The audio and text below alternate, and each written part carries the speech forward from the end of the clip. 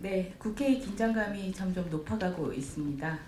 패스트트랙 안건에 상정된 선거제도 개혁 법안과 공수처 등 검찰 개혁 법안에 본회의 상정 날짜가 다가오고 있기 때문인데요.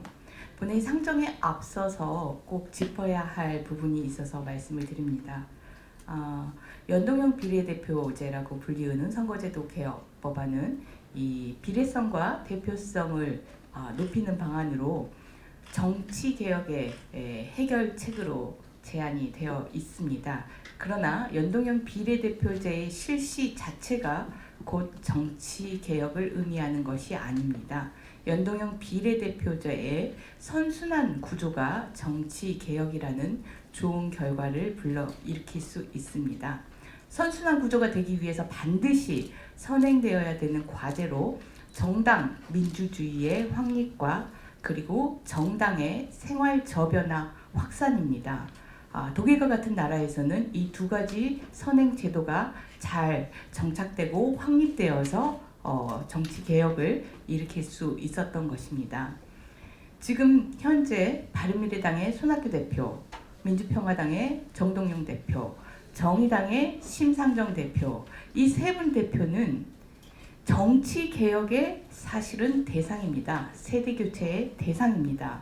그럼에도 불구하고 정치 개혁을 위한 연동형 비례대표제를 위한 이 선행 조건에 대해서는 침묵하고 국민들에게 어떠한 약속도 하지 않고 있습니다.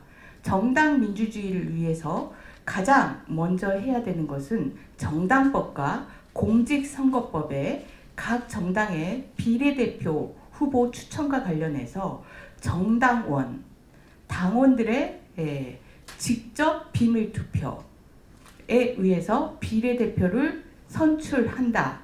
비례대표 후보를 선출한다라는 규정을 반드시 두어야 하는 것이고, 이러한 규정에 의해서 정당 민주주의가 실현이 되고 정당 민주주의에 의해서 뽑힌 후보자들이 국민을 대표할 수 있게 되는 것이고, 이러한 일련의 결과들이 정치 개혁을 불러일으키는 것입니다. 하지만 이 선행 조건이 없으면 당대표의 주머니에서 나온 비례대표 후보들이 국민들의 대표성을 대표하지 못하는 비례대표 후보들이 이 연동형 비례대표제에 의해서 선출이 되고, 이런 반민주적인 방식에 의한 선거제도의 결과는 정치 개혁을 오히려 후퇴시키는, 현행 정치 개혁의 요구들을 전혀 수용하지 못하는 그런 최악의 악순환을 불러일으킬 뿐입니다.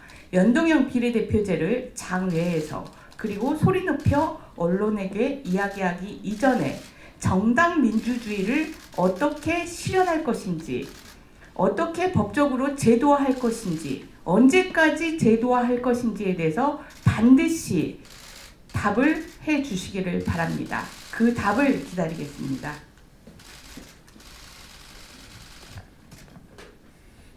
예, 문병호 전 의원입니다. 오래간만에 뵙겠습니다.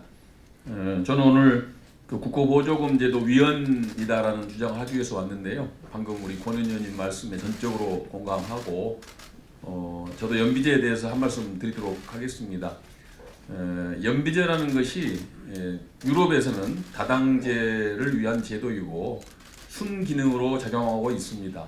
그러나 그 연비제가 유럽에서는 또 교과서에서는 개혁 의제라고 되어 있지만은 과연 우리나라에서 그것이 도입됐을 때 개혁적인 모습으로 발현될 것인가 하는 데서는 의문이 있습니다. 저는 연비제를 주장하는 정당들은 연비제를 주장하기 전에 방금 권은희 의원께서 말씀하셨던 것 같이 비례대표 공천에 관한 민주성을 먼저 얘기를 해야 됩니다. 우리 국민들은 솔직히 말해서 비례대표 제도에 대해서 긍정적이지 않습니다. 비례대표라는 것이 과거에 공천 헌금의 통로였고, 또 최근에는 당대표 측근들을 국회의원 시키는 제도로 알고 있습니다. 이 부분에 대해서 권은희 의원님과 같은 그런 그 입법을 통해서 비례대표 공천의 민주성을 먼저 확보한 다음에 연비제를 얘기한다고 생각합니다. 그리고 또 연비제라는 것이 결과적으로 우리 정치에서 퇴출돼야 할 정치인들이 둥지를 트는 그러한 제도로 전락할 가능성이 높다고 저는 평가하고 있습니다. 이런 점에 대해서도 지금 연비제를 주장하는 정당과 대표자분들, 주요 정치인들이 명확한 입장을 밝혀야 한다고 생각합니다. 제가 준비한 국고보조금 제도 위헌이다라는 말씀을 드리겠습니다. 지금 현재 정당 예산 중 90% 이상이 국고보조금으로 충당되고 있습니다.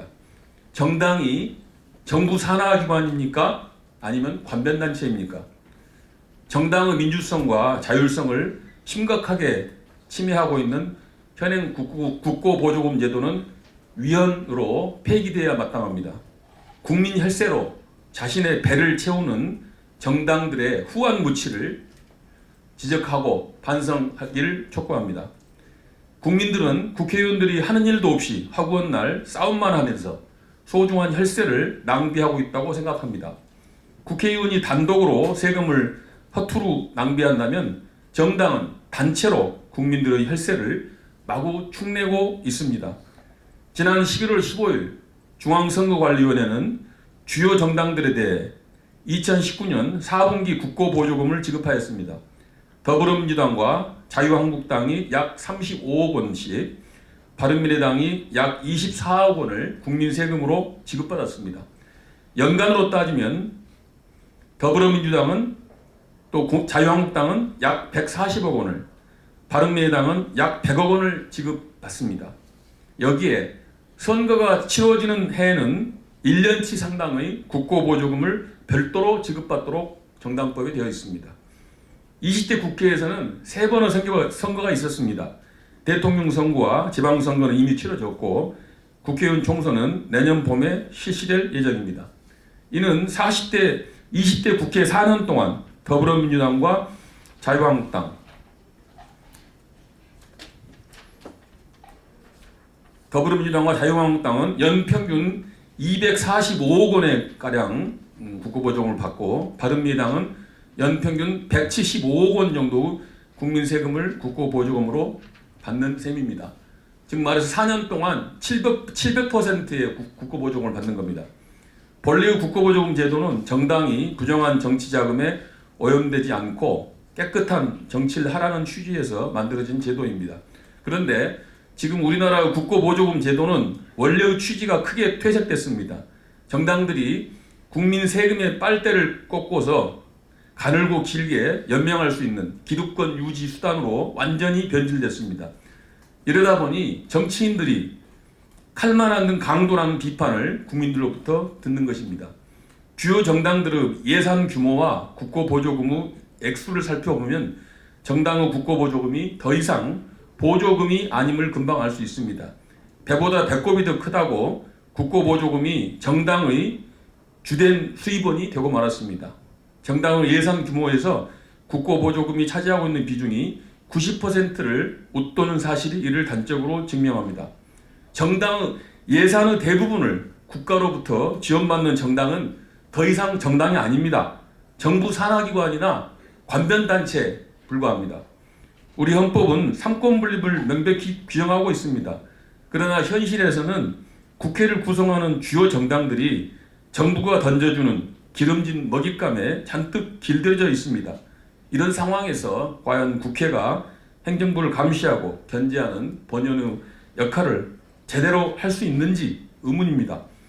독일 연방헌법재판소는 1966년 초기 판례를 통해서 일반적 선거 비용에 대한 국고보조금만 허용되고 정당 활동에 대한 국고보조금은 허용되지 않는다는 위헌 판결을 한 바 있습니다.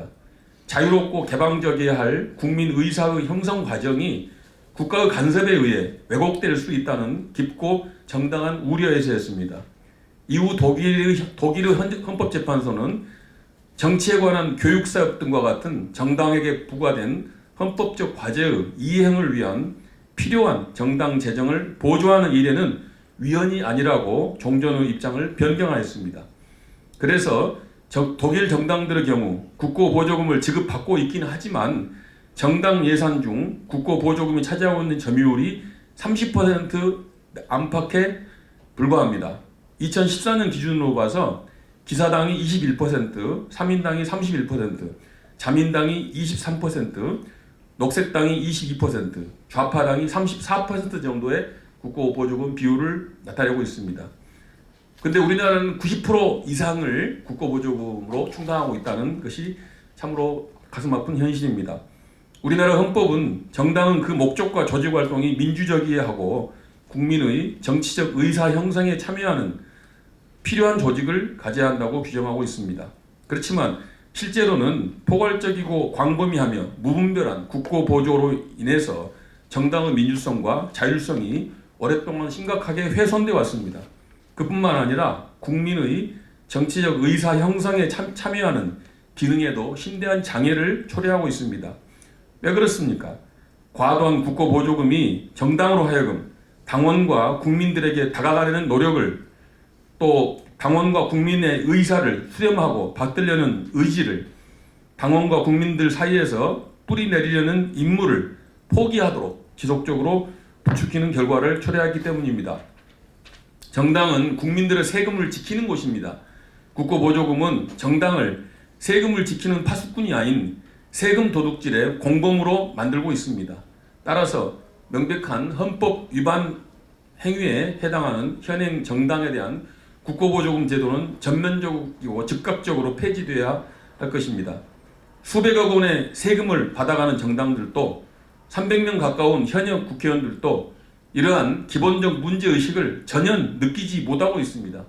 현행 국고보조금 제도에 취해 자신들이 저질러온 위헌적인 행위에 너무나 무감각해져 있기 때문입니다.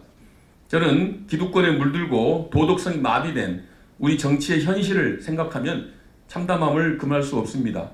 현행 국고보조금 제도는 우리 정당과 정치인들을 특권과 편의주의에 끊임없이 중독되도록 이끄는 달콤한 마약과도 같은 존재입니다. 저는 헌법재판소에 국고보조금 제도를 규정하고 있는 정치자금법을 위헌으로 결정해달라는 헌법소원심판청구서를 제출했습니다. 정당에 대한 과도한 현행 국고보조금 제도는 당연히 위헌으로 결정되어야 됩니다. 헌법이 규정한 민주적이고 건전한 정당 운영을 뒷받침할 수 있는 원칙적이고 상식적인 국고보조금 제도의 근본적 개혁이 이루어지기를 바랍니다. 오늘 권 의원님과 같이 헌법 소원을 내지는 못했지만은 권 의원님도 저의 이 취지에 공감하셔서 앞으로 권 의원님과 같이, 또 권 의원님이 안행에 계시기 때문에 이 국고보조금 제도의 개선에 같이 힘을 모으기로 했다는 것을 말씀드립니다. 이상입니다. 네, 오늘 문병호 전 의원님과 함께 이 연동형 비례대표의 순기능을 위해 반드시 필요한 두 가지 전제 조건인 정당 민주주의 그리고 정당의 저변화 확대, 이 두 가지 문제점에 대해서 문제 제기를 했습니다. 바른미래당 손학규 대표, 그리고 민주평화당 정동영 대표, 그리고 정의당의 심상정 대표는 국민들의 세대교체 요구를 연동형 비례대표제를 수단 삼아 세대 연장을 하려는 그러한 사사로운 목적이 있는 것이 아니라면 연동형 비례대표제를 통한 정치개혁을 위해서 정당 민주주의 도입, 그 핵심인 비례대표 후보자의 당원들에 의한 직접 비밀 선거에 의한 후보자 확정 방식, 그리고 국가의 국가 보조금에 의존한 정당 운영이 아닌 생활정치 저변의 확대로 당원들의 당비에 의해서 정당이 운영되게 하는 정당의 활성화 방안, 이 두 가지 법안에 대해서 선제적으로 처리하겠다라는 약속을 해주시기 바랍니다. 이상입니다.